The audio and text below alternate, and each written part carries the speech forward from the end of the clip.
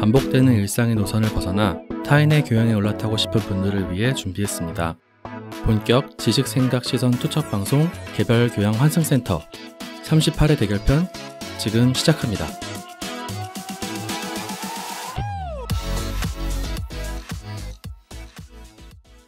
안녕하세요.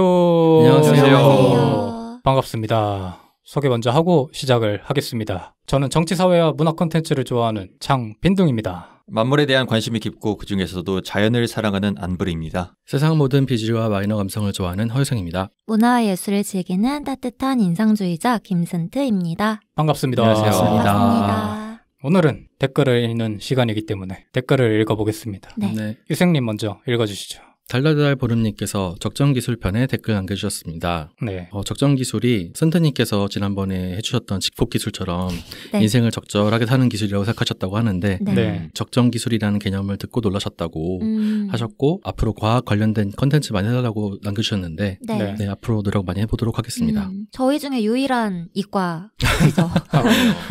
다루기 싫어도 당신 다뤄야 돼.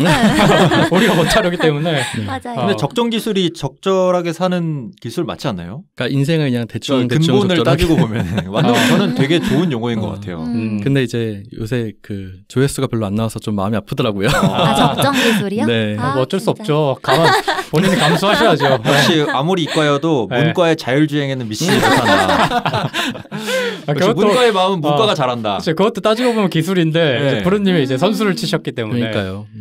뭐 다른 과학 기술에서는 조회수가 이제 잘 나오기를 바라봅니다. 여러분들이 적정기술에 이렇게 관심 없으실 줄 몰랐습니다. 실망입니다. 우리는 재밌었는데 뭐 청취자분들의 반응이 냉담한 걸 뭐 어쩌겠어요. 많이 관심 가져주세요. 예. 뭐 기대를 해보고 달달달보름님께서 그 순트님 에피소드에도 댓글 남겨주셔가지고 네, 제 에피소드에 저 그리스 고전 예술 다뤘잖아요. 네. 그때 미의 기준에 대해서 저희가 끝부분에 이야기 나눴었는데 들으시는 강의에서 미의 기준이 이데올로기에서 비롯되었다고 들으셨다고 하시면서 네. 이제 이데올로기의 해체 시대니까 미의 기준도 서서히 다양성을 추구하게 되지 않을까라는 희망 회로를 돌려주셨습니다. 네. 그랬으면 좋겠네요. 다양해졌으면 좋겠고 그래야 저희도 이제 인정받겠죠? 맞아요. 또 네. 이제 다른 포스카님도 네, 맞아요. 달아주셔가지고 포스카 112님이 늘 이렇게 정성스럽게 달아주셔가지고 일단 그 스타크래프트 편에서 제가 몸이 네. 안 좋아서 못 나왔잖아요. 네. 그때 제 빈자리가 심하게 느껴지셨다고 너무 감사한 말씀을 남겨주셨고 네. 그리고 고졸기 그때 저희 고졸기라는 단어 듣고 여러분께서 되게 네. 웃으셨잖아요. 네. 처음 들어가지고. 그 반응에 공감하신 것 같아요. 그래서 고졸기라는 용어와 함께 고전기 예술에 대해서 새롭게 알게 된 사실이 많으시다고 하시면서 네. 감사하게 댓글 남겨주셨습니다. 감사합니다. 감사합니다. 포스카 112님은 항상 정기후원 해주시고 계셔가지고 네. 정말 감사합니다. 감사합니다. 뭐 부르님 에피소드에서 댓글이 달렸는데 네, 짠 댓글입니다 또. 네, 109-52636님께서 네. 네. 청소하면서 들으셨는데 네. 네. 재밌게 잘 들으셨다고 하네요. 그리고 유생님의 라이프 스타일에 공감을 하셨다고. 아마 네. 이제 욜로에 가까운 네. 소비주의자 시간. 네. 근데 그런 네. 걸로 제가 기억을 하는데 네. 어떠세요? 야, 이분 예전에 네. 아주 예전에 그 부르님 목소리 좋다고 남겨주셨던 분이에요. 진짜요? 네, 네, 그러시구나. 이런- 저의 콘텐츠를 좋아해 주시는 분이네요. 네. 근데 허유생님 거를 더 좋아하시는 것 같아요. 라이프 제 스타일은 스타일을 이제 좋아하시네요. 허유생인데 네. 콘텐츠를 이제 제 걸 좋아해 주시는. 네, 네. 다음 콘텐츠에서도 한번 기대를 그러네요. 해보겠습니다. 네. 네. 그 얘기를 듣자마자 한층 목소리에 좀 더 신경을 쓰게 되네요. 지금? 네. 아, 아무튼 감사하고 앞으로도 잘 부탁드리겠습니다. 네. 감사합니다. 제 에피소드에서도 댓글이 달렸는데 일단 처음 이렇게 뵙게 되는 곱창대창님께서 네. 네. 맛있겠다. 발음이 어렵네. 곱창대창님. 네. 곱창대창님께서 그 신조어 편에 이번 편 박박 웃었습니다라고 댓글을 남겨주셨습니다. 네. 그 다음에 영일사님께서 글쓰기 편에 굉장히 길게 남겨주셔가지고 정말 정독을 했어요. 네. 특히 이제 기억에 남는 것들이 이제 글을 쓰고 싶으신데 글이 잘 안 써져가지고 혹시 글을 쓸 때 어떤 걸로 쓰시는지 그리고 추천해줄 만한 좋은 앱이 있는지 궁금하다고 네. 그렇게 말씀해 주셨는데 뭐 다른 패널 분들이 추천해 주실 거 뭐 따로 있으신가요? 개인적으로 저는 어플을 활용해서 글을 잘 못 쓰는 타입이라 네네. 저는 그냥 카카오톡 나에게 보내기로 이렇게 남겨두거나 아니면 꼭 하나 한다면 그 노션에서 이렇게 적어놓는 정도? 네. 그 정도로 조금 활용을 하는데 다른 분들은 뭐 메모 같은 거를 어떻게 하시는 편인지? 저는 메모는 거의 다 이제 직접 쓰죠. 아, 손으로? 예. 네. 아니면 저도 카카오톡 나에게 보내기 그 정도 이용하는 거 같고 조금만 길어지면 다 손으로 쓰는 것 같아요. 아, 그래요? 예. 뭐 다른 분들 중에서 어플 사용하시는 분 없어요? 저도 일기는 손으로 쓰고요. 그런 메모나 잠깐 떠오르는 생각들을 적을 때는 그 기본 메모 어플. 네. 네, 그거 써요. 네. 순정이 최고예요. 예. 저도 메모 어플 많이 쓰고 아, 그래요? 아니면 노션 쓰거나. 네. 영일사님께 크게 도움이 못 되드리는 것 같은데 어떻게? 죄송합니다. 그래서 제가 남기긴 했는데 댓글로 이게 그 선택지를 많이 지우신 느낌이라 노트북은 무겁다. 핸드폰은 안 된다. 그러면 손으로 쓰는 것밖에 선택지가 없기는 하죠. 아, 그거 있어요. 뭐요? 아이패드? 그 손으로 네. 메모장에 쓰잖아요. 네. 그럼 네. 바로 그 텍스트화가 되는 텍스트화 돼가지고 메모장으로 옮겨가는 그 펜이 있어요. 스마트 펜 같은 그거 게. 얼마예요? 몰라요. 기억이 안 나요. 비쌀 것 같은데 말만 듣고. 많이 안 네. 비싸요. 많이 안 비싸요. 그래요? 네. 원하시면 그런 것도 구매하셔도 좋을 것 같아요. 그러네요. 예. 그래서 제가 도움이 못 되드려가지고 저는 일단은 그냥 가장 편한 방법으로 시작을 하시는 게 더 중요하지 않을까라고 조심스럽게 남기긴 했는데. 근데 여기 남겨주신 거 보니까 네. 핸드폰으로 쓰면 엄지손가락이 빠질 것 같다는 거는 그만큼 워딩량이 많다는 거잖아요. 네. 저는 그럴수록 손글씨가 오히려 고전적인 방법이 좋지 않나라는 생각도 듭니다. 네. 그렇군요. 네. 그래서 뭐 영일사님께서 혹시 이번 방송을 들으시고 한번 도전해 보신 다음에 나중에 어땠는지 말씀해 주시면 저희가 도움이 못 되드리면 다시 한번 반성을 하고 다른 방법을 한번 강구해 보겠습니다. 네. 아, 그리고 후원도 해주셨잖아요. 맞아요. 예. 저희 후원액에 사이에서 대해서 그러니까요. 네. 얘기가 많았는데 네. 16,900원을 후원해 주셨는데 아마 그 후원해 주신 금액 중에는 가장 크지 않나 싶은데 단일 금액으로는. 네. 근데 이 금액의 의미를 한번 저희끼리 한번 얘기를 해봤는데 답이 나오지 않았습니다. 맞아요. 저는 책값이다. 책값에 해당하는 값을 지불하셨다. 아, 그게 16,900원이다. 네, 약간 900원으로 떨어지는 게. 그리고 유생님이 뭐 이상한 소리를 하더라고. 뭐였죠? 뭐 13의 제곱인가 뭐 이런 소리를 하더라고. 30일. 네. 아니 그 글쓰기 마주하기 편이 031이더라고요. 편수가 거꾸로 하면 130이길래 130을 제곱하면은 16,900이 나오거든요. 제가 볼 때 이런 것 때문에 조회수가 낮은 것이다. 이런 메모 때문에 사람들이 어렵게 생각하는 것이다. 이런 무의미한 분석. 영일설님께서 만약에 에피소드 들으시면은 답글을 남겨주시면 남겨주시면 저희의 궁금증이 해소될 것 같습니다. 네, 그래서 댓글만 남겨주셔도 저희는 정말 감사한데 후원까지 해주셔가지고 정말 더 감사하고 이번 주에도 이렇게 댓글을 많이 남겨주셔가지고 저희가 행복하게 녹음을 시작하게 됐습니다. 네. 앞으로도 이제 댓글 많이 남겨주시면 감사하겠고 오늘 에피소드는 이제 유생님께서 두 번째 대결 특집으로 다뤄주실 겁니다. 네, 제가 대결 특집으로 가져온 주제는 우주 경쟁 관련해서 컨텐츠를 준비해봤어요. 네. 그래서 저도 그 브르님처럼 테슬라 코인 한번 타보려고. 만약에 여기서도 안 터지면 이거는 능력의 차이다. 네. 뭐라고요? 이거는 돌아갈 길이 없다. 필살기를 쓰셨습니다. 오늘 근데 너무 흥미로운 주제예요. 네네.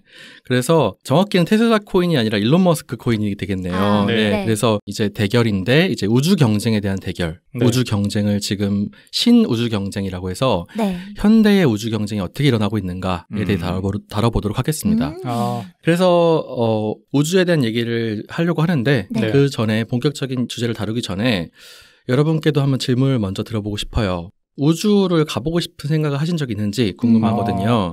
만약 여러분께 우주 여행의 기회가 주어진다면 여러분들은 가보고 싶으신지 혹시 뭐 가보고 싶은 곳은 있으신지 궁금합니다. 저는 무서워서 못 갈 것 같은데. 진짜요? 네. 그 너무 광활한 그런 거에 대한 공포가 조금 있어서 바다를 봐도 바다 심해 같은 거를 봐도 그렇고 우주 같은 것도 봐도 그렇고 사진으로만 봐도 조금 가슴이 조금 답답하고 이런데 그래요? 네, 실제는 더 하지 않을까요?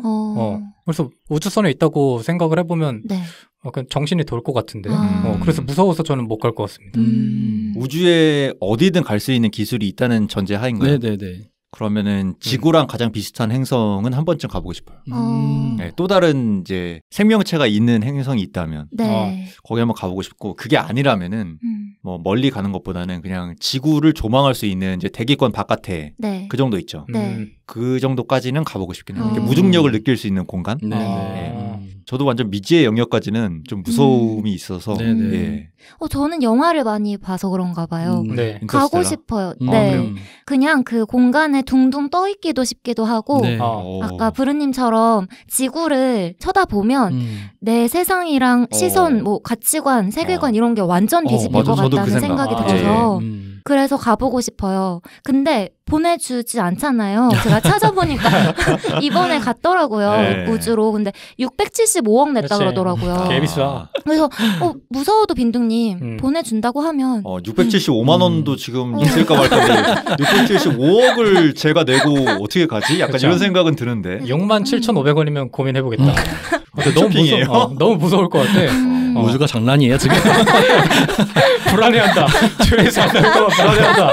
아니 근데 그 막 그래비티 이런 영화 보면은 그런 사고 같은 거 날까봐 무서운 느낌 많이 들잖아요. 그렇죠. 근데 확실히 그 우주가 지구 바깥에서 지구를 보신 우주 비행사 분들은 혹시 다른 경험을 하신 것 같아요. 말씀하시는 거나 이런 거 보면은 우리 행성이 진짜 아름답다, 너무나도 파랗다 이런 얘기를 많이 하시기도 하고. 전혀 다른 세상에서의 경험을 느끼신 것 같더라고요. 그래서 저도 한 번쯤은 멀리는 아니더라도 달 정도 가보고 싶기도 하고 우주에서 지구를 한번 바라본 느낌 어떨까 이런 생각이 들긴 하더라고요. 낭만적이다. 그래요? 아니, 내 자신이 얼마나 하찮고 미약한 존재인지 알 수 있을 것 같아. 그러니까 여기서는 막 그 고뇌 때문에 막 그 힘들어 하잖아요, 그냥 사람들이. 근데 거기로 나가서 이 지구를 보면 그 고뇌가 얼마나 하찮은 것이었는지를 깨달으면서. 근데 빈둥님 의미를 그러니까 원래 빈둥님 같은 사람이 우주에 뭐 갔다 와야 돼. 맞아. 가가지고 내가 얼마나 내 고민이 얼마나 하찮은 것이었는가를 깨닫고 이제 행복을 찾는 거지.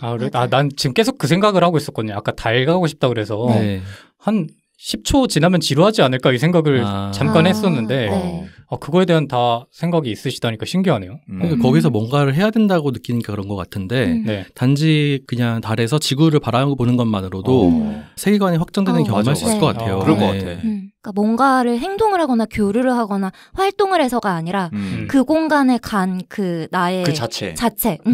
그걸로 변화가 있을 것 같아요. 알겠습니다. 공감을 못하고 있어요.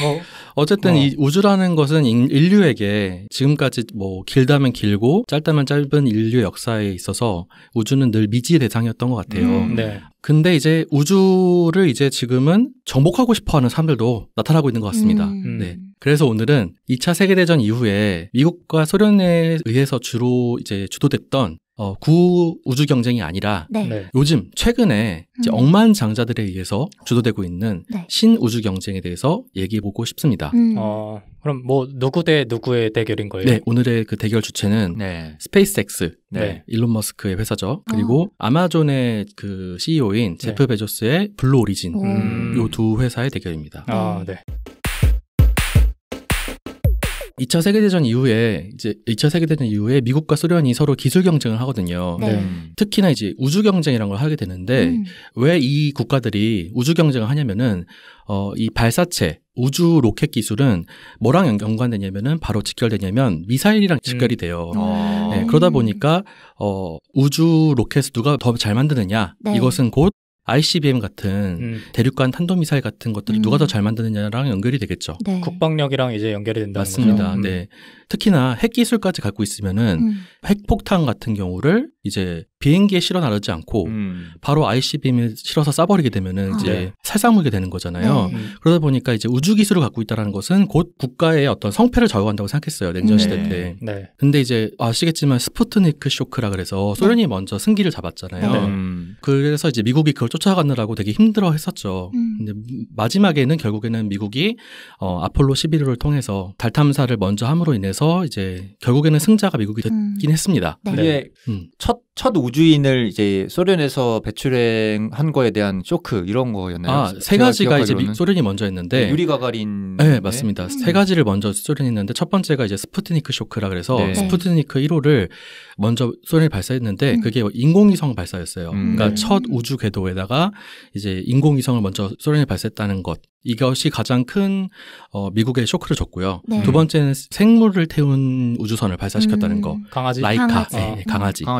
라이카. 네. 세 번째가 이제 유리 가가린. 유인 우주선을 이제 태워서 사람을 태운 우주선을 궤도 올렸다는 거. 요거 세 가지가 이제 미국이 3연타를 맞은 거죠. 네, 우주기술 경쟁에서. 그래서 이제 미국이 안 되겠다. 그래서 이제 이 경쟁을 종지부 찍은 게 이제 아폴로 11호 달 탐사 계획이었죠. 근데 그 여담인데 코로나 백신, 러시아 백신 이름이 스푸트니크 아니었나요? 맞아요. 맞죠. 네. 그래서 그때를 재현하겠다라는 그래가지고 좀 막기가 싫었어. 아니 백신 이름이 미사일 이름이야. 그래가지고 이게 뭐 내 몸에 미사일을 꽂는다고 약간 이런 느낌이 들어서 거부감이 들었던 그런 기억이 갑자기 나네요. 미사일은 아니고 인공위성인데 네. 아무튼 인공위성 기술을 싹 바꾸면 미사일이 되는 거니까요. 네. 예. 근데 이제 아무래도 이제 이런 구우주 경쟁에서 서로 우주 기술을 하다 보면은 이 그 우주 기술 같은 경우는 천문학적인 액수의 돈이 들어갑니다. 그러니까 사실 이제 이때 미국에서 나사도 생기고 기술도 많이 생겨가지고 이제 이 항공 우주 기술은 많은 기술로 파생이 돼요. 그래서 여기 쓰였던 기술들이 이제 생활 기술로도 많이 넘어오긴 했지만. 어쨌든 엄청난 돈을 썼잖아요. 그러니까 국가 주도의 이런 R&D 기술 발전으로는 한계가 있는 거예요. 그래서 미국이 이런 지금도 물론 나사가 열심히 연구 개발하고 있긴 하지만 많은 부분들을 민간으로 이양을 합니다. 네. 그런 와중에 이제 최근에 이제 이런 항공 우주 기술, 특히 우주 기술이 민간 쪽에서 꼽히게 된 거예요. 그때 이제 민간으로 이양한 부분들이 점점 발전하다가 최근에 확 한꺼번에 핀 거라 보시면 될 것 같아요. 네. 특히나 이제 일론 머스크 같은 약간 괴짜면서도 억만장자 이런 사람들이 하필 또 화성에 가고 싶어 해가지고 네, 스페이스X 같은 좋은 회사를 차렸고요. 또 이제 어떻게 보면은 이제 일론 머스크가 가지고 있는 회사들이랑 제프 베조스가 가지고 있는 회사들은 사실 결이 많이 다르고 경쟁사라고 보기도 좀 어려운데 두 사람이 그렇게 어떤 혁신 경쟁을 하더라고요. 네, 그래서 사실 두 사람이 뭐 짜고 한 건 아니겠지만 비슷한 시기에 이런 우주 기술 회사를 설립을 해요. 네, 그래서 오늘 주제에 해당하는 스페이스X와 블루 오리진 이 두 회사에 대해서 간략한 정보부터 먼저 소개해드릴게요. 그런데 궁금한 게 있어가지고요. 그럼 러시아는 지금 이 경쟁 구도에 낄 수 없는 정도인가요? 지금의 어떤 우주 기술 같은 경우는 사실 이제 국가적인 차원, 국가적인 R&D 차원에서는 다원화가 됐어요. 그러니까 미국이 물론 주도하고 있긴 하지만 미국만큼의 거의 비슷한 수준의 기술을 러시아도 가지고 있고요. 그 밖에도 중국도 아시겠지만 최근에 이제 중국은 달 뒤편에다가 탐사선을 보냈죠. 그 정도로 중국도 우주 기술을 굉장히 강하게 가지고 있고 어쨌든 최근에 국가 영역에서의 어떤 우주 기술 같은 경우는 다원화돼 있다라고 보시면 될 것 같습니다. 다들 뭐 고만고만하다. 그래도 나사가 압도적이긴 하지만 그래도 많이들 따라잡았다. 그러면은 이제 최근에 그 민간 영역에서 우주 경쟁을 이끌고 있는 뉴 스페이스 레이스 2강, 블루 오리진과 이제 스페이스X 이 두 회사의 기본적인 개요를 좀 말씀드릴게요. 블루 오리진이 먼저 설립이 됐어요. 블루 오리진은 2000년에 설립이 됐고요. 목적은 이제 우주 여행을 좀 더 수월하고 저렴하게 하겠다라는 목적으로 설립했다고 해요. 블루 오리진은 좀 특이한 점이요. 여기서 개발하는 우주 기술은 다 좀 비공개 처리를 하고 있어요. 그러니까 무슨 말이냐면은 뭔가 기술이 확실하게 생기기 전까지는 공개를 잘 안 해요. 원래 공개를 하나요? 그러니까 이 항공 우주 기술 같은 경우는 좀 공공적인 성격이 좀 강하다 보니까 뭔가 이제 기술이 완성되면은 좀 이제 언론도 막 불러모으고 좀 쇼를 하는 방식으로 많이 하는데 블루 오리진은 뭔가 완벽하게 되기 전까지는 다 이제 비공개, 시크릿으로 딱 이렇게 비밀 처리하는 좀 경향이 좀 강하다. 이유가 있을까요? 잘 모르겠는데 이거를 두고 많은 사람들이 추측을 하기로는 뭐가 없는 게 아니야? 라는 느낌도 좀 있는 것 같아요. 아니면은 진짜 뭐가 대단한 게 있나? 그러니까 두 가지로 좀 갈리고 있는 면이 있죠. 반면에 스페이스X 같은 경우는 일론 머스크가 창업을 했고요. 2002년도에 설립을 했습니다. 일론 머스크 같은 경우는 이제 화성을 가고 싶어 했다고 해요. 옛날부터. 왜 이렇게 가고 싶을까? 이거 궁금해요. 그 영화를 봤다고 하더라고요. 아놀드 슈워제네거 나온 그건가? 제목이 뭔데요? 제목이 뭐냐면 파운데이션이라는 영화를 봤대요. 아니네, 그러면. 이 영화를 보면서 우주를 엄청 동경해왔고 언젠가는 이 지구는 멸망할 거니까 사람이 살 수 없는 곳이 될 거니까 우리는 빠르게 테라포밍을 해서 화성으로 이주해야 되겠다라는 어떤 생각을 갖고 있었다고 합니다. 그래서 이제 화성 식민지 계획이란 거를 발표를 하고 이 회사를 통해 가지고 로켓을 만들고 재사용 로켓을 만들고 그걸 통해서 화성으로 100만 명 정도를 이주시키고 어떤 하나의 이제 사람이 살 수 있는 공간을 만들겠다라는 계획을 가지고 있죠. 그러면 그 목표 자체가 애초에 화성을 가기 위해서 그 재사용 로켓이나 이런 것들을 발전시킨 거예요? 맞습니다. 그러니까 스페이스X의 목적은 굉장히 뚜렷해요. 우리는 화성에 간다. 화성 갈 거니까. 근데 이제 로켓을 발사하는 비용이 너무 크다 보니까 그거를 줄이기 위해서 어떻게 할 수 있을까를 고민하던 와중에 재사용 로켓이 나오게 된 경우라고 할 수 있겠죠. 맞습니다. 네. 그리고 이 스페이스X는 블루 오리진과 딱 다른 부분이 뭐냐면은 지난 20년 동안 계속 나사, 그러니까 미국 항공우주국이랑 계속해서 협력 관계를 유지했어요. 그러니까 나사로부터 개발된 기술들 많이 이식을 받았다고 볼 수 있겠죠. 같이 연구 개발을 같이 공동으로 하고요. 이 점이 제가 보기에는 블루 오리진과의 가장 큰 차이점인 것 같아요.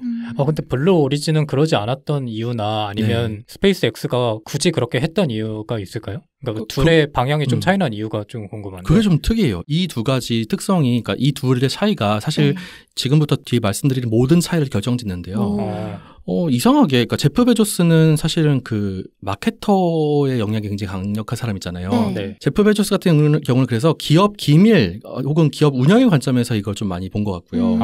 근데 이제 일론 머스크는 정말 기술을 개발해야 한다라는 관점에서 좀 본 것 같다는 느낌이 좀 강하죠. 그러니까 솔직히 말하면 제가 오늘 대결 특집에서 정말 그 우주 기술을 선도하고 있는 가장 큰 기업을 가져왔기 때문에 스페이스X랑 블루 오리진을 데려오긴 했지만 솔직히 말하면 스페이스X가 너무 압도적이에요.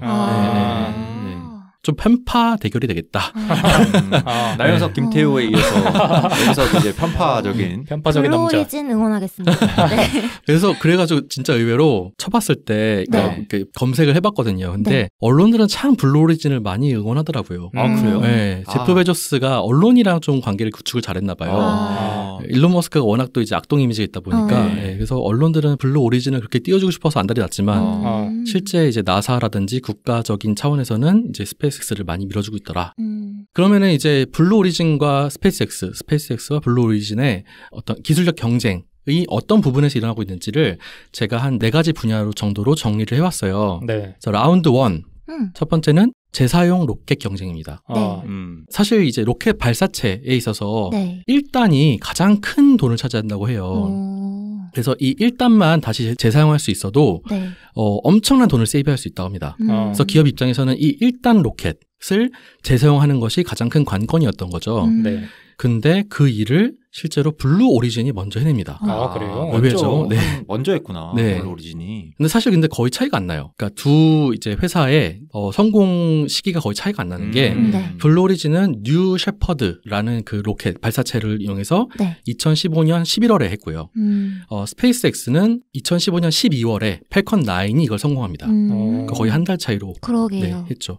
그러고 나서 이제 그래서 제프 베조스가 이제 11월에 먼저 성공했잖아요. 그러고 나서 이제 일론 머스크가 12월에 성공하니까 제프 베조스가 트위터에다가 클럽에 온 걸 축하해 이렇게 딱 보냅니다. 비꼬는 말인 거죠. 왜요? 축하한 거 아니에요? 아니 내가 먼저 했으니까. 내가 먼저 했으니까 너 클럽 이제 들어왔네 이렇게. 행간의 의미를 잘 파악하지 못하는 스타일이네요. 집중을 놓쳤는데요. 자, 근데 이 두 회사의 재사용 방식이 좀 차이가 있습니다. 블루 오리진을 먼저 말씀드리자면은 블루 오리진은 그 탄도 비행이라는 걸 해요. 탄도 비행이 뭐냐면은 여러분 대포 쏘는 거라고 생각하시면 될 것 같아요. 그러니까 로켓을 빵 쏘는 거예요. 수직으로 쭉 쏘는 거예요. 그러고 나서 일정 고도에 도달하면은 분리를 하겠죠. 분리를 해가지고 이제 이것이 포물선을 그리면서 1단이 떨어지게 되고요. 그거를 그냥 다시 재사용하는 거예요. 그러니까 대포를 쏘듯이. 대포를 쏴가지고 대포가 땅에 박히는 형태처럼 그거를 이제 다시 사용하는 방식인 거죠. 그러니까 굉장히 생각보다 간단한 방식이라고 보시면 될 것 같아요. 그럼 착륙 지점은 다르겠네요. 그렇죠. 그런 그래서 탄도구나. 탄도 비행이라고 합니다. 그래서 이건 엄밀히 말하자면은 정확한 재사용 로켓이라고 보기 좀 어렵다고 얘기를 하더라고요. 왜냐면은 이거는 로켓이라고 보기 어려운 게 이게 궤도권에 올라가지 않습니다. 그러니까 준 궤도권이라 그래가지고 그 대기권 바깥쪽 있잖아요. 거기 딱 경계까지만 가요. 그러니까 지금 뒤에서 말씀드리겠지만 블루 오리진이 하고 있는 우주 관광 사업 있잖아요. 그것도 우주 바깥으로 나가지 않습니다. 지구 바깥으로. 딱 경계까지만 갔다가 내려옵니다. 그러니까 정확하게 말하자면 우주여행이 아니에요.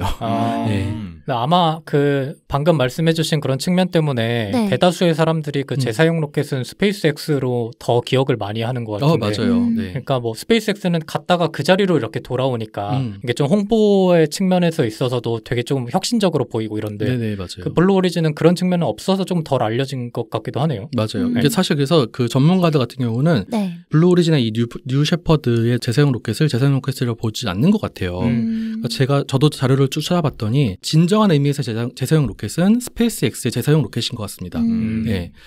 스페이스X의 펠컨 9 같은 경우는요. 1단 발사체를 완전한 형태로 착륙을 시키는데 네. 1단 로켓을 역추진시켜가지고 네. 뭐 회전시켜서 다시 바다 쪽에 있는 바지선으로 착륙시킬 수 있는 기술이 있어야 돼요. 네. 그러니까 훨씬 더 복잡하고 훨씬 더 고도의 기술이 필요하다고 합니다. 그러니까 진정한 의미에서의 재사용 로켓은 스페이스X의 팔콘 9이다라고 볼 수가 있는 거죠. 그럼 떨어진 그 1단 로켓이 네. 다시 우리가 의도한 대로 착륙하는 거예요? 네, 계산된 곳으로 착륙하게끔 만드는 거죠. 네. 그러니까 실제로 그래서 블루 오리진의 뉴 셰퍼드 같은 경우는 몇 번 쓰고 나면 못 쓴다고 하더라고요. 네, 1단 로켓을 탄도 비행을 시켜가지고 그냥 거의 이제 경착륙시키는 방식이다 보니까 네. 몇 번 쓰고 나면은 이제 막 끄름도 생기고. 경착륙. 예. 스페이스X는 유튜브에 보시면은 착륙 장면들이 그 실험 장면들이 다 있어요. 근데 그거 처음 본 경우는 굉장히 경이롭습니다. 네, 저도 그 얘기를 하려고 했어요. 진짜 경이로워요. 그 로켓이 쏜 그대로 이제 수직으로 다시 착륙을 하는데 그게 정말 어려워. 그러니까 아예 문외한인 제가 봐도 이거는 뭐 말도 안 되는 기술인데 이걸 성공시키는 걸 보면 대단하죠. 그러니까 그때만 해도 사람들이 일론 머스크가 지금처럼 안 유명해가지고 그게 무슨 기술인지도 잘 모르는 사람들이 많았기 때문에 처음 그게 인터넷에서 퍼졌을 때 되감긴 줄 알았어 사람들이. 맞아요. 당연히 이거는 상식적으로 불가능한 기술이니까 맞아요. 되돌린 거 아니냐 이랬는데 이게 진짜 기술이라고 하니까 엄청 많이 놀랬죠. 네. 그래서 사실 이제 1단 발사체가 전체 그 발사체 비용에서 60에서 80% 차지한다고 해요. 근데 이거를 재사용할 수 있으면은 일론 머스크의 말에 따르면은 한 번 발사할 때마다 5천만 원 정도밖에 안 된대요. 우리나라 돈으로. 네, 5만 달러 정도. 그래서 사실 획기적으로 비용을 감소시킬 수 있는 거죠.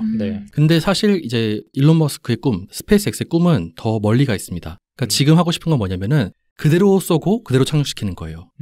우리가 정말 생각하는 스페이스 셔틀 같은 거. 그 자리에. 그러니까 정말 통째로 쏘고 통째로 착륙시키는 이 기술을 하고 싶은 거고. 그 추진체만 하는 게 아니라 맞습니다. 전체로 전체를 다 써버리고. 이 라인이 이제 스타쉽 라인인데 이걸 최근에 성공을 했죠.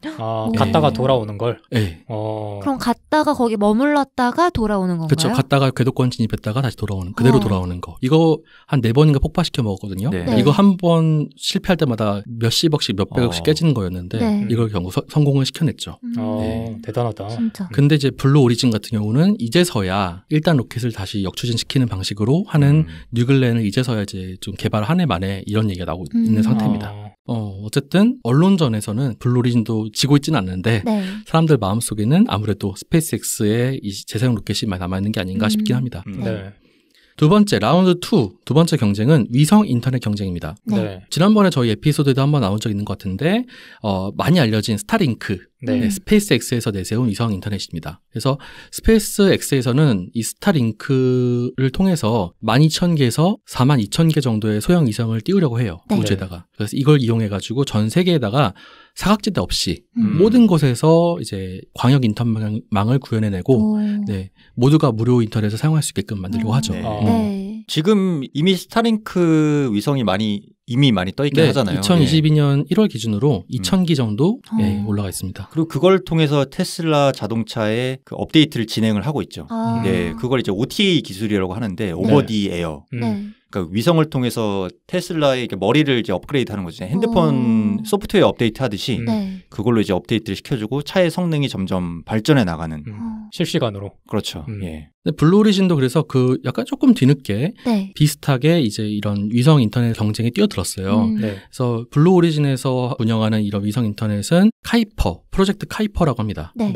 여기서의 목표는 소형 위성 3,236기 정도를 쏘아 올리는 거라고 해요. 스케일이 좀 차이가 나죠, 아무래도. 이 프로젝트의 목적은 뭐예요? 비슷하죠. 초고속 인터넷망 구현인 거죠. 그래서 요거를 이제 MIT 테크놀로지 리뷰에서 소개를 했고요. 실제로 트위터에서. 근데 거기다 일론 머스크가 댓글을 답니다. 카피캣 이렇게 댓글을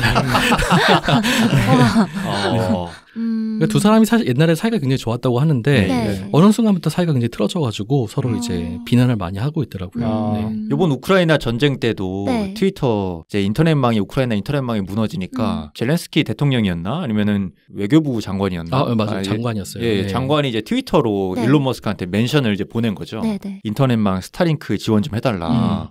그래서 일론 머스크가 바로 답변을 달아서 지금 바로 실행 중 이렇게 달고 그 위성 인터넷 수신하는 기계를 보내줘서 또 인터넷이 원활하게 됐다는 네, 진짜 대단한 일화도 있고 예. 그러니까 두 번째 라운드도 보면은 사실상 스페이스X의 승리가 아닌가. 네. 벨붕인데요?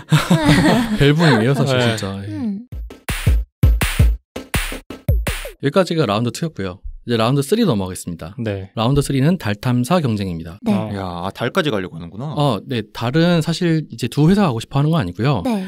그 미국 나사에서 그 아폴로 11호가 이제 과거에 끝났잖아요. 네. 네. 그러면서 이제 다시 아르테미스 계획이라고 해가지고 네. 달에다가 뭔가를 이제 지으려고 하는 그런 계획을 하고 있어요. 그래서 여기는 사실 미국뿐만 아니라 네. 전 세계 모든 나라들이 많이 이렇게 참여를 하고 있고 네. 실제 우리나라도 참여를 하게 됐습니다. 네.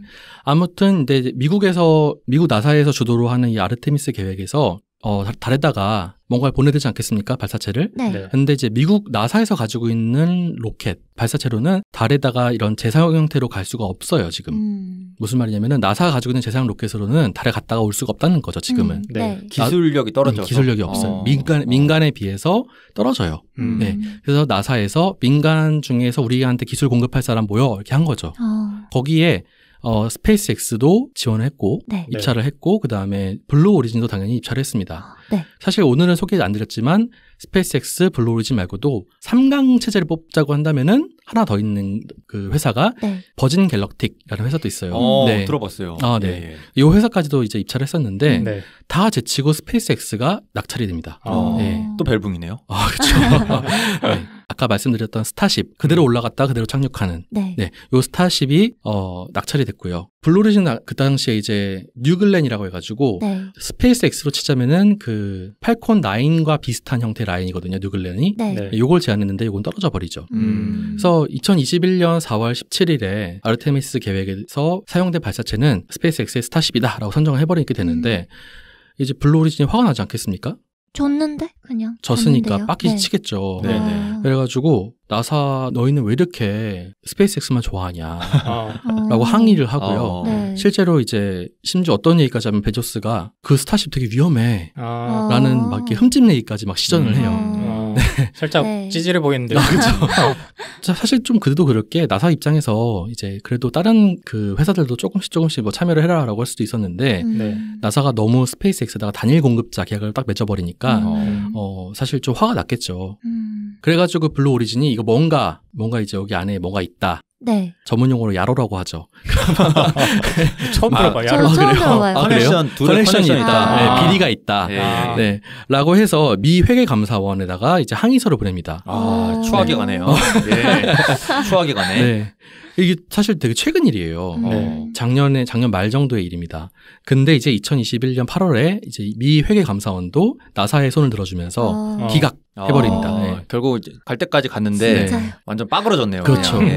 그래서 이 달 탐사 경쟁도 완벽한 스페이스X의 어떤 승리로 돌아가게 되죠. 이건 약간 이길 수가 없는 게임인데요. 네. 블루 오리진도 한다고 하는데, 참 너무 기술적으로는 스페이스X에 너무 처참하게 발리는 게 아닌가라는 생각이 좀 들기까지 합니다. 네. 마지막 라운드 4, 경쟁 네 번째는요, 각 회사가 이루고 싶어 하는 꿈입니다. 네. 이거는 스페이스X 같은 경우는 좀 확실한 것 같죠. 네, 화성 이주입니다. 일론 머스크는 처음에도 말씀드렸지만 이제 인류가 화성에 이주해가지고 정착하는 꿈을 실현하기 위해 가지고 우주개발 업체 스페이스X를 설립했다고 알려져 있고요. 2026년까지는 100명 정도를 태운 우주선을 발사해가지고 화성에 이제 가려고 한다라는 것을 목표로 세우고 있다고 합니다. 그래서 일론 머스크는 트윗에다가 계속해서 이제 2050년까지 화성으로 한 100만 명 정도 보낼 수 있지 않겠느냐라고 하면서 계속 언급하고 있다고 합니다. 그 반면에 블루 오리진 같은 경우는 이런 뚜렷한 어떤 우주 개발 사업으로 하고자 하는 어떤 뚜렷한 목표 제시는 없고요. 네. 단지 계속해서 우주 관광 쪽에 많이 열을 올리고 있습니다. 네. 관광. 네, 관광 쪽. 아까 초기에 말씀드렸던 뉴 셰퍼드라는 탄도 비행을 하는 이런 재상 로켓을 이용해 가지고요. 네. 계속해서 이제 그 준 궤도라고 해 가지고 경계까지만 왔다 갔다 하는 그런 사업을 계속 하고 있습니다. 그래서 세계 억만장자들에게 경쟁을 붙여 가지고 경쟁 입찰을 붙여 가지고 네. 이거 탈 사람 해가지고 한 6명 정도를 이제 태워줄 수 있다고 합니다. 그래가지고 이제 우주 관광을 시켜주는 사업에 주로 목을 메고 있고요. 그게 엄청 밀려 있다고 들은 것 같은데 네, 그 맞아요. 가격이 엄청 비쌈에도 불구하고 네. 가고 싶은 사람들이 많아가지고. 네네. 사실 그래서 이 관광의 어떤 티켓 가격은 공개되고 있지 않다고 해요. 네. 단 이제 추정해 볼 수 있는 건 뭐냐면은 제프 베조스랑 이제 초기에 같이 갈 수 있는 우주 상품이 네. 이제 경매에 붙여졌는데 네. 그 당시 가격이 하나로 한 320억 정도 했다고 합니다. 와, 이거 스케일이 다르네. 그렇죠, 그렇죠. 320억. 그래서 정말 억만장자들만 갈 수 있는. 네. 그게 자리가 없어서 경쟁이 세기도 하고 지금 가격이 가장 싸다고 사람들이 인식을 해서 지금 그쵸, 미리 그쵸. 예약을 걸어놓는 게 있다고 네. 하더라고요. 그래서 이제 이거 기사를 찾아보시면은 굉장히 행복한 사람들 얼굴을 보실 수 있어요. 갔다 오신 분들의. 행복하죠. 320억을 한 번에 태울 수 있는 사람인데 행복하겠다. 현타가 오네요 갑자기. 정말 행복하신 거 맞아요? 네, 현타가 와요 갑자기. 이제 한 달에 10만 원 아끼려고 우리는 지금 4명이서 머리 맞대고 짠테크하는 사람이 갑자기 320억을 들으니까 그러고 있는데 우주에서 이렇게 한 번에. 그러네요. 네. 그래서 여기까지가 이제 두 회사가 각자 이루고 싶어하는 꿈에 네. 해당하겠고요. 이 두 네. 가지는 뭐 경쟁이라고 보기 좀 어려운 각자의 목표라고 볼 수가 있겠죠. 네. 여기서 살짝 궁금해진 게 있는데 여러분 그 마션이라는 영화 보셨나요? 네. 네. 네, 화성에 막 이제 가서 사는 그런 사람 이야기잖아요. 네. 여러분들은 화성에 정말 좋은 조건이 갖춰졌다라고 네. 한다면은 이주하고 싶은 생각이 있으신지 궁금하더라고요. 저는 없어요. 아 그래요? 네. 개척자로 남고 싶은 생각은 없는 것 같아요. 네. 거기에도 아까 말한 그런 낭만이 있을 수도 있잖아요. 그런 낭만. 화성만의 낭만. 이주하게 되면 그 순간부터는 현실이죠. 그거는. 지구를 한번 보는 거는 그거 낭만일 수 있는데 네. 거기서 어떻게 살 수 있을까? 이런 생각이 드니까. 그리고 약간 이러면 밸런스가 맞춰지지 않을까? 지구가 좀 살기 어려워진 환경인 거야. 그러면 이제 좀 말이 다르죠. 그럼 근데 이제 거기는 미지의 공간이잖아요. 네. 그래서 이제 글로 가거나 아니면 여기서 좀 힘들게 살거나 둘 중에 하나면은 똑같아요, 결과가. 제 세대에서 지구가 그렇게 금방 황폐화될 것 같지는 않긴 한데 만약 그렇게 된다고 하면은 고민이 될 것 같긴 하네요. 굉장히 기회주의자 같은 느낌이죠. 지구에서 살기 어려울 정도의 상황이라면 고민해보지 않을까. 왜냐면 나와 내 가족을 위해서라도. 근데 지금 브른님의 세대에서 그런 일이 없을 거라고 말씀하셨는데 네. 실제로 지금 과학자들이 연구하고 있는 것에 따르면 우리가 그 임계점이라고 하나요? 네. 지구가 돌이킬 수 없게 살 수 없는 환경이 되는 그 임계점을 지금 인간들이 사는 이 생활 패턴으로 본다면 2040년으로 보고 있어요. 그래요? 네. 그럼 더 남았네. 20년 남았네? 네. 그러면 가야겠는데? 화성 가야겠는데? 그래서 저도 지금 내가 살고 있는 이 환경이 계속 된다면 네. 지금은 가고 싶지 않거든요. 왜냐면 지구 너무 아름다운 별이고 과학자들도 우주에서 지구를 바라보면 그렇게 예쁜 별이 없다고 맞아요. 하는 것처럼 지금 저는 지구라는 이 행성이 너무 좋은데 그 지구의 온도가 지금 계속해서 올라가고 있고 이건 부정할 수 없는 사실이잖아요. 네. 이대로 갔을 때 그 티핑 포인트라고 하더라고요. 이제 인간의 노력으로는 지구의 환경을 되돌릴 수 없는, 그러니까 멈출 수도 없는 그 포인트를 티핑 포인트라고 하는데 그 시기를 2040년으로 예측하고 있는 이 상황에서 화성으로 이주를 시켜주겠다라고 하면 돈이 없어서 못 가지. 가야 될 것 같아요. 네. 그러니까 이 상황이라면. 네. 근데 그 돈 룩업이라는 영화 보면은 부자들만 선택받아서 가잖아요. 네. 그래서 나에게 기회가 올까? 이런 생각은 듭니다. 네. 우리 냈다 힘들지 않을까. 그냥 그렇죠. 네. 빈농님 어떠세요? 저도 그 새로운 곳에 가서 사는 거에 대한 좀 무서움이 똑같이 있어서 차라리 그냥 좀 힘든 환경이지만 익숙한 곳에서 살지 않을까라는 생각이 먼저 드네요. 90년도에 나온 아까도 잠깐 얘기했는데 슈워제네거의 토탈리콜이라는 영화가 있어요. 그게 화성으로 이주한 사람들의 얘기거든요. 그 어렸을 때 봤던 기억이 나는데 그거 보면은 막 사고가 나서 건물 안은 이제 공기가 있는데 바깥으로 막 빠져나가고 그래요. 사고가 나서 유리창 깨지고 막 빨려 들어가고 그래서 근데 너무 고통스럽게 죽어요, 거기서. 눈알이 빠지려는 그런 연출이 있거든요. 그걸 보고 어렸을 때 그 우주에 대해서 공포감을 가졌던 기억이 있어가지고. 그러니까 잠도 제대로 못 잘 것 같아. 거기 가면 언제 사고 날지 모르니까. 근데 뭐 지구도 그건 마찬가지긴 한데. 그렇네요. 유생님은요? 저는 고민이 많이 될 것 같긴 한데 네. 저도 별로 가고 싶진 않은 것 같아요. 네. 끝이에요? 딱히 네. 그렇게까지 살아야 되나 라는 생각이 좀 들었습니다. 네, 그냥 지구 멸망하면은 같이 죽으면 되지라는 생각이 좀 동료겁처럼. 네. 굳이 그렇게까지 비굴하게 삶을 연명해야 되나? 뭐 비굴한 거야? 근데 그런 문제 같아요. 지구가 저는 한 번에 멸망하면 차라리 괜찮다고 생각하거든요. 그러니까 다 같이 그냥 없어지는 거예요. 그러면 괜찮은데 이게 서서히 이런 문제들로 생겨나는 거잖아요. 네. 예를 들면 코로나 바이러스 같은 게 더 많이 창궐하고 그런 문제들이 생기면서 고통을 받으면서 살아가는데 그 와중에 화성이라는 데를 개발을 했대. 네. 거기로 이주를 할래? 라고 하면 너무 큰 기회로 느껴질 것 같은 거죠. 일론 머스크가 최근에 테드에 나와서 강연을 했거든요. 네. 몇 년 전에 했었는데 이번에 다시 나왔어요. 근데 이런 사업들을 전개하는 이유가 뭐냐 이런 식으로 진행자가 물었을 때 네. 우리 아이들이 그 아이들의 미래를 생각했을 때 네. 행복하고 살기 좋은 미래가 있었으면 좋겠다. 네. 라고 얘기를 하면서 내가 왜 이런 일을 하는지를 얘기해요. 근데 그게 되게 그동안은 일론 머스크가 그냥 기계적이고 네. 괴짜로 느껴졌는데 네. 그 얘기를 들으니까 인간적인 면모가 보이더라고요. 저는 그 얘기가 조금은 무책임하게 느껴지기도 하는 게 네. 마치 미래 세대를 위해서 그럼 여기 다 포기해버리고 가자라는 느낌도 좀 들기도 하는 것 같아요. 그러니까 지금의 문제를 해결할 생각을 안 하고 네.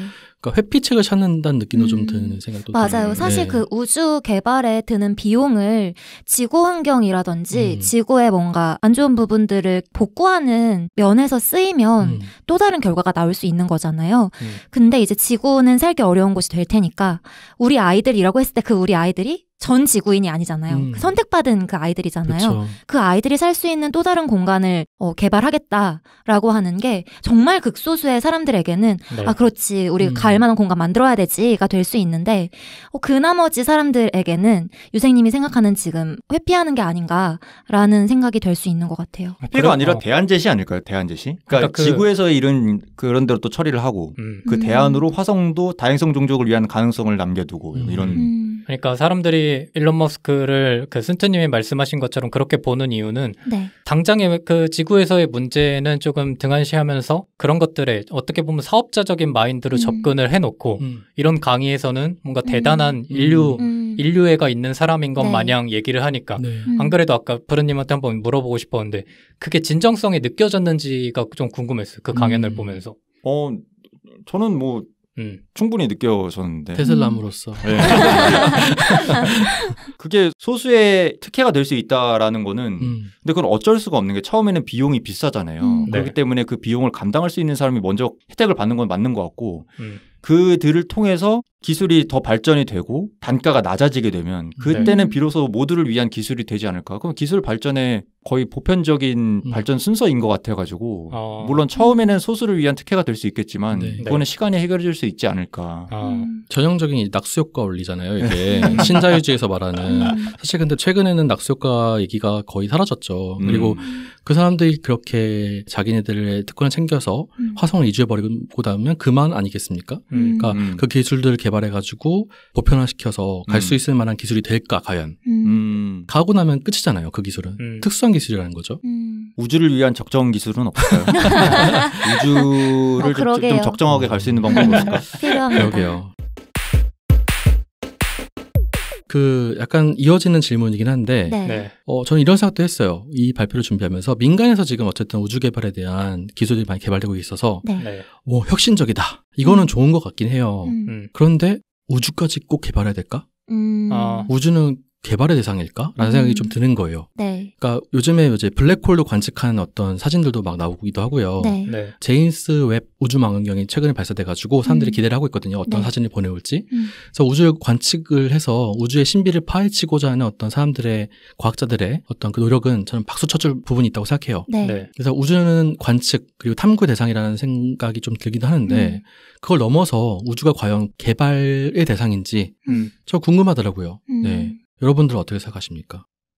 저는 아까 했던 말이랑도 좀 이어지는데 탐사와 연구가 이상적인데 이제 과학자들이 볼 때 이제 개발하고 정복하지 않으면 안 되는 지경에 지구가 이르렀다라는 생각이 계속 들어요. 각종 문제가 작년만 해도 엄청나게 많이 발생했던 걸로 알고 있거든요. 지구에서. 뭐 가뭄이나 산불부터 시작해서 빙하가 녹고 이런 문제들이 그냥 말로만 이런 게 아니고 진짜 세계 곳곳에서 엄청난 문제로 터지고 있어요. 근데 그런 거를 바라보고 있는 과학자들의 입장에서는 지구를 되살리기에는 사람들이 지금 인식하고 있는 이 문제에 대한 문제성도 적고, 그러니까 설득시킬 수 없고, 본인들이 주장해서 본인들만의 힘으로 이 지구를 복원시키기에는 역부족하고 그렇기 때문에 우주로 나가지 않으면 안 되는 지경에 지구가 지금 이르고 있지 않나라는 생각이 계속 들어요. 근데 아까는 우주 개발할 돈으로 지금 지구를 고치는 거에 써야 되지 않나 했잖아요. 그래서 그래야 되는데 이제 돈이 많은 사람들 입장에서는 그래서 그 생각이 자꾸 드는 거예요. 다수를 위한 그런 지구를 살리는 건 어쨌든 다수를 위한 거잖아요. 그랬으면 좋겠는데 그냥 그 소수가 안전한 방식을 택하는 게 아닌가라는 생각이 드는 거죠. 그래서 그런 돈을 지구를 복구하고 되살리는 데 쓰이면 좋겠는 건 저의 이상인데 그 권력층들이 굳이 왜? 라는 생각을 할 수도 있는 거잖아요. 물론 그들이 어떤 생각을 하는지는 모르겠지만 그래서 그들은 이제 지구 바깥으로 눈을 돌리는 것 같아요. 그래서 개발과 정복의 대상이 되고 있지 않나라는 생각이 들면서 무섭다는 생각을 했어요. 그러니까 센트님이 우려하는 거는 결국에는 지금의 기술 발전 우주 개발을 위해서 지금 노력하고 있는 국가나 아니면 기업들이 추구하는 방향은 그냥 우리 같은 민간인들한테는 닿지 않을 것 같다는 그런 생각이 있는데 닿기에는 너무나 많은 시간이 드는데 그때까지 지구가 버텨줄까? 라는 생각도 들어요. 그러니까 그런 생각에서 오히려 진짜 당장 시급한 전 인류적인 측면에서 그들이 개발을 만약에 한다면 더 도움이 되지 않을까 뭐 이런 그게 제 이상이죠. 저는 생각이 좀 다르네요. 우리 일반 사람들까지 그 기술의 발전을 누릴 시간이 굉장히 빨리 다가온다고 저는 생각을 하거든요. 왜냐하면 뭐 쉽게 얘기해서 아이폰 같은 걸 생각했을 때 옛날에 스마트폰 완전 초기 모델은 비싸잖아요. 그래서 그때도 분명히 저거는 이제 돈 많은 사람들을 위한 제품이 될 것이다. 그런 사람들이 있었을 텐데 결국에는 그게 많은 대중들이 거의 인류의 절반 이상이 쓰는 보편적인 기술이 됐잖아요. 그런 식으로 어떤 우주 기술도 지금은 거창해 보이지만 당연히 초기니까 거창해 보일 수 있지만 추후에는 더 보편적이고 누구나 접근할 수 있는 기술이 되지 않을까라고 저는 그런 희망을 가지고 있거든요. 그래서 그렇습니다. 네. 제가 지금 발견했는데 제 핸드폰 배경화면이 스페이스X 발사 장면이더라고요. 진짜요? 몰랐는데 지금 보니까 발견할 수가 있어. 옛날에 이거 멋있어가지고 등록해놨는데 지금 보니까 이 정도로 제가 테슬라를 일론 머스크를 좋아하시는 그런가 보네요. 네. 저는 굳이 말하면 두 분의 한 중간 정도가 되는 것 같은데 저는 그 센트님이 말씀해주신 방향을 기업가들한테 요구하기에는 좀 무리가 있을 것 같다는 생각이 먼저 들어서 결국 걔네는 돈을 벌어야 되는 게 가장 큰 목적인데 그렇게 해서 돈을 벌 수 있다고 과연 걔네가 생각을 할까? 그러니까 그게 불가능하기 때문에 지금 그런 식으로 우주 개발 같은 것들에 뛰쳐 들어간 게 아닌가라는 생각이 들어서 그러니까 그런 측면에서 오히려 저는 일론 머스크 같은 사람이 너 왜 그렇게 우주 개발하냐라고 물었을 때 그냥 이게 내 하나의 꿈이다. 혹은 이게 내 돈벌이에 도움이 되니까 이렇게 얘기하면 오히려 그냥 그게 더 쿨해 보일 것 같거든요. 근데 거기서 무슨 인류적인 측면에서 이런 얘기를 하니까 저는 조금 그게 부정적으로 보이는 건데 그러니까 일론 머스크를 포함해서 제프 베조스나 이런 사람들이 결국 사업을 하는 거는 결국 돈을 위함인데 그거를 만약에 인류를 위해서 본인들이 노력을 하고 있다고 포장을 하려면 진짜 센트님이 말씀하신 그런 방향으로도 동시에 노력을 하거나 그쪽에 더 치중을 했어야 되겠죠. 근데 그러지 않고서 뭔가 돈을 버는 거를 잠깐 뒤로 숨기고 자기들의 선한 의지만 이렇게 내보이는 행동이 그들의 신뢰감을 더 떨어뜨리는 행동 같아요. 그러다 보니까 저도 조금 비판적으로 바라보게 되는 것 같은데 뭐 그거랑 별개로 그런 기업가들이 새로운 사업에 도전하고 인류가 가보지 못한 것에 이렇게 발을 내딛는 행동 자체는 그런 방향 자체는 전 인류적으로 브루님이 말씀하신 것처럼 언젠가는 도움이 되겠죠. 근데 그걸 좀 그래도 좀 솔직하게 해줬으면 하는 그런 바람이 있어요. 그게 거짓되고 꾸며진 것처럼 얘기를 하면 그 나중에 거기에 좀 외면받은, 소외받은 사람들이 느낄 고통이 좀 생각보다 너무 커지지 않을까라는 생각이 들어요. 근데 뭐 그분이 그렇게 자기네들이 나는 이윤 추구해, 나는 뭐 돈 벌려고 하는 거라는 말을 하는 게, 그렇게 솔직하게 말하는 게 무슨 의미가 있죠? 그러니까 저는 별로 의미가 없다고 생각을 해요. 그러니까 오히려 사람들에게 좋은 말을 해주는 게 좀 더 사람들의 희망을 불러일으킨다는 측면에서는 실용적인라는 생각이 들기도 하고, 어차피 그리고 그 말이 맞기도 한 게 아까 전에 말씀드렸던 것처럼 스페이스X는 나사의 기술이 많이 이식받았다 그랬잖아요. 그럼 나사의 기술은 누가 개발한 거냐? 국가적인 돈이 들어가서 개발된 거죠. 국가의 돈은 누가 낸 거냐면은 세금으로 만들어진 거란 말이죠. 그러니까 스페이스X가 지금 개발한 모든 기술들은 국민의 세금이 들어간 것이 없지 않다라는 거예요. 그래서 스페이스X가 나는 이윤을 추구해라고 하는 말은 사실은 그렇게 하면 안 되는 거예요. 윤리적으로 맞지 않다라고 생각하고요. 그리고 저는 만약에 나는 우주 가고 싶어서, 화성 가고 싶어서라는 생각에서 그런 기술들을 이식받고 싶다라고 하는 생각이 있다면은 지금의 지구를 어떻게 보면 아까 선생님 말씀하신 것처럼 좀 더 기후위기로부터 어떻게 하면 벗어날 수 있을지에 대한 생각도 하시면서 그런 기술로도 좀 눈을 돌리시면 좋지 않을까? 라는 생각도 해요. 지금 일론 머스크 같은 억만장자가 돈을 벌게 된 것이 오로지 자신의 어떤 혁신성이었을까요? 자신의 어떤 천재성 때문이었을까요? 그렇지 않다고 생각하거든요.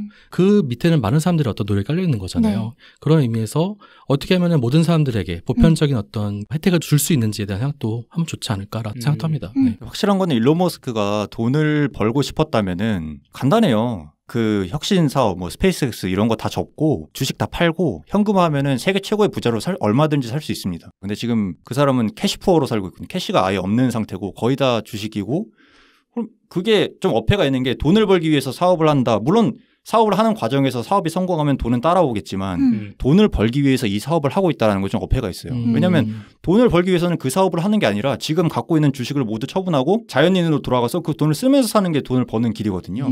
지금 뭐 일론 머스크만이 아니라 많은 기업가들이 거의 회사 주식으로만 그 재산을 보유하고 있는 상황이 많고, 물론 거기에서 오는 문제도 있지만 세금 회피라든지 그런 문제가 있지만 어쨌든 간에 돈을 벌려면은 더 쉬운 방법이 있다는 거죠. 그래서 제 생각에는 단순히 어떤 사업을 벌리는 게 돈을 벌기 위한 수단이다 라기보다는 사업이 잘 성공해서 잘 전개가 되면은 돈은 따라오는 부차적인 것이다라고 좀 발상을 전환하는 게 그들의 의도를 좀 더 파악하기 좋은 방법이 아닐까. 왜냐하면 제가 너무 기업가적인 입장에서 좀 보는 걸 수도 있긴 한데. 아니요. 그게 아니라 그러니까 일론 머스크가 돈을 벌기 위함이었으면 브루님이 말씀하신 방향이 맞죠. 근데 사람들이 지적하는 거는, 저를 포함한 그런 사람들의 시선에서 바라보면 당연히 그렇게 사업을 벌리는 게 자기한테 돈을 불러일으킬 거라고 장기적으로 그렇게 생각을 하니까 그렇게 기업가적인 마인드로 접근을 한다고는 다들 똑같이 바라보고 있는 건데, 문제는 이 사람이 그런 기업가적인 방향으로 나아가고 있으면서 무슨 사회 인류적인 측면에서 그렇게 자기가 공헌하고 있는 것처럼 얘기를 하다 보니까 거기에서도 이질감이 느껴지는 거죠. 많은 돈을 벌 수도 있지만 빈털터리가 될 수 있는 가능성도 리스크도 함께 지고 있는 거죠. 그렇기 때문에 그건 모르는 거예요. 그러니까 자신의 사업을 전개할 때 그런 마음이 있는지 없는지는 사실 모르는 거잖아요. 인류애적인 마음을 저는 일론 머스크가 가지고 있을 수도 있다고 생각하거든요. 근데 그럴 거면 우리 첨단 기술이 있으면 적정 기술도 있듯이 일론 머스크가 펼치게 될 그 우주 기술도 이렇게 첨단으로 나아가는 우주 기술도 있다면 지구에 있는 다수를 위한 적정 기술도 계속해서 이렇게 양면적으로 발달을 시켜주는 모습을 보여주면 일론 머스크가 말을 했을 때 인류를 위해서 어느 정도 나는 이렇게 공헌을 하고 싶다라는 말이 증명이 될 거예요. 저는 그랬으면 좋겠다는 생각인 거예요. 그렇죠. 뭐 일론 머스크가 지금 추구하는 방향 자체에 인류애가 전혀 1%도 들어있지 않다고 생각하는 사람은 아마 없을 거예요. 분명히 있죠, 한편에는. 근데 그게 100%가 아니잖아요. 근데 그걸 100%인 것처럼 뭔가 얘기하기 시작을 하면 그 사람의 행동이 지금까지의 그런 행보가 부정을 하는 거나 다름이 없다는 거죠. 그러니까 정말 진짜 인류를 위한 마음이 기업가적인 마인드보다 더 넘쳐나고 지배적이었다면 진짜 가난한 사람들을 위해서 뭔가 활동하는 행동들이 지금보다는 더 많아져야 된다고 생각을 하는데 지금은 그러지 않고 있는 방향이잖아요. 근데 그게 잘못됐다는 게 아니라 최소한 그러고 있는 척은 하지 말아야 된다라는 거죠. 뭐 얘기가 좀 이상하게 흘러가긴 했긴 한데 어쨌든 시간이 다 됐으니까 오늘은 스페이스X 대 블루 오리진으로 하긴 했지만 제가 너무 스페이스X 편파 중계를 한 게 아닌가 싶긴 합니다. 근데 뭐 애초에 뭐 주제 자체가 어쩔 수 없었던 것 같고 여러분들 재밌게 들으셨길 바라고 마지막으로 억만장자들이 이런 우주기술 개발에 많이 뛰어들어서 과학기술이 진보되고 발전되는 건 참 좋은 일인 것 같아요. 근데 마지막에 나왔던 논의처럼 지금 현재 여기 우리 모두에게 혜택이 돌아갈 수 있는 그런 기술들에게도 좀 많이 눈을 돌려주셨으면 하는 바람이 있습니다. 네. 오늘 이생님께서 필살기로 이렇게 우주 개발을 들고 오셨는데 어떻게 될지는 모르겠습니다. 까봐야 아는 거니까 적정 기술보다는 조회수가 잘 나오기를 바라면서. 제발요. 근데 재밌었어요. 클릭만 하시면 그렇죠. 될 텐데. 저희가 알잖아요. 우리가 현장에서 느끼는 재미와 결과는 동일시되지 않는다. 이런 걸 아니까 기대를 한번 해보면서 많이 들어주시면 감사하겠고 오늘 에피소드는 그러면 여기서 마치고 저희는 이제 다음에 새로운 대결 에피소드로 돌아오겠습니다. 고생 많으셨습니다. 수고하셨습니다. 감사합니다.